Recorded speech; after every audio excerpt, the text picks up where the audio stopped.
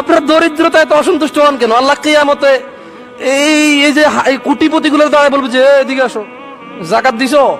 আপনার দেখে বলবো যে যাও জাকাত দেওয়া লাগবে, মানে এর প্রশ্নই নাই। আপনাকে আল্লাহ প্রশ্ন জাকাতের প্রশ্নই করবে না, অথচ আপনি অসন্তুষ্ট এই নিয়ামত নিয়ে। ধরেন একটা বাসের ভিতরে ঢুকলো পুলিশ, এখন জামাত শিবির চেক করবে, জঙ্গি জিএমবি চেক করবে, সব কটার নামায় ব্যাগ ট্যাগ ঝাইরা যাবে, কোনো কুল্লি মুল্লি বোম টোম আছে কিনা চেক করতেছে। মানে খুব একটা, মানে বাংলাদেশে ধরেন আল্লাহ আসরুদিক, ধরেন একটা যুদ্ধ পরিবেশ।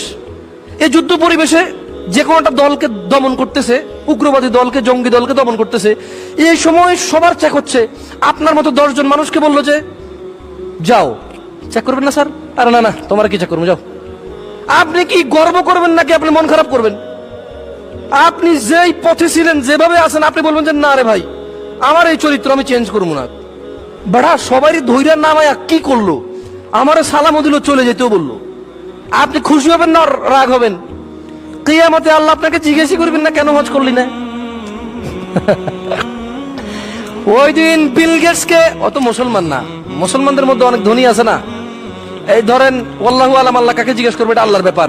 তবে আল্লাহ সুবহানাহু ওয়া তাআলা যাদের সালাত আছে, সালাত পড়ার পরে তার যাকাত, সিয়াম, হজ এগুলো নিয়ে জিজ্ঞেস করবে। এগুলো নিয়ে কি করবে? জিজ্ঞেস করবে। যাকে আল্লাহ হজ করার তৌফিক দেন, যাকে আল্লাহ যাকাত দেওয়ার তৌফিক দেন, ওকে আল্লাহ এই দুটা প্রশ্ন করবেই না। এই দুটা প্রশ্ন কি করবে না? বলেন তো আপনি খুশি না নারাজ? এবার কিয়ামতের মাঠ আগুন ধাউ ধাউ করে জ্বলতেছে, মানুষ পুলসিরাতের আগুনে পড়ে যাচ্ছে, জ্বলে ছারখার হয়ে যাচ্ছে, মানুষ তৃষ্ণায় ব্যাকুল হয়ে গেছে। মানুষ সেদিন কোনো কাউকে খুঁজে পাচ্ছে না। লা ইউসালু হামিমুন ইল্লা ওয়ালা ইউসালু হামিমুন হামিমা। সেদিন কোন অন্তরঙ্গ বন্ধুর খোঁজ খবর নেবে না। এমন একটা দিনে আল্লাহ আপনাকে প্রশ্নই করলো না। কি এটা ভালো কাজ না খারাপ কাজ? দরিদ্রতা খারাপ না? দরিদ্রতা খারাপ? আরে দরিদ্রতা কোন নিয়ামত জানেন আপনি? আমি বলছি না যে বড়লোক হওয়া খারাপ, নেগেটিভ নেই। বাংলাদেশের মানুষ সব বেশিরভাগ নেগেটিভ নেয়। আপনারা বুঝবেন যে যখন আমি যে বিষয়টাকে উল্লেখ করব, তখন আমি সেই বিষয়টাকে হাইলাইট করব। গত পয়েন্ট, যখন আমি যে বিষয় নিয়ে কথা বলবো সেদিন তখন আমি ওই বিষয় হাইলাইট করব। তাহলে দরিদ্রতা হচ্ছে ওই নিয়ামত, নবী রাসূলদের নিয়ামত। দরিদ্রতা কার নিয়ামত? নবী রাসূলদের নিয়ামত। দেখেন আখলাক মানুষের জন্য কত উৎকৃষ্ট জিনিস, উত্তম জিনিস। এজন্য নবী রাসূলদেরকে আল্লাহ দিয়েছে। কাকে দিয়েছে? নবী রাসূলদেরকে আল্লাহ দিয়েছে। ভদ্রতা, শালীনতা, জ্ঞান, হিকমত উত্তম উৎকৃষ্ট জিনিস, এজন্য আল্লাহ নবী রাসূলদেরকে দিয়েছে। তো নবী রাসূলদেরকে আল্লাহ দরিদ্রতাও দিয়েছে। কি দিয়েছে?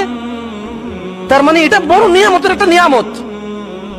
আল্লাহ আমাদেরকে বোঝার তৌফিক দান করুন। যাদের ক্ষমতা আছে, যাদের টাকা পয়সা আছে, আল্লাহ সুবহানাহু ওয়া তাআলা বলছেন যে আরে সফল কাম তো ওই মুমিন হয়ে গেছে, যে মুমিন নামাজে ভদ্র, যে মুমিন নামাজে ভীতু, যে মুমিন অনর্থক কথা এবং কাজ করে না, যেই মুমিন যাকাত ফরজ হওয়ার পরে যাকাত দিতে সব সময় নিজেকে সেই অ্যাক্টিভ রাখে। কি রাখে?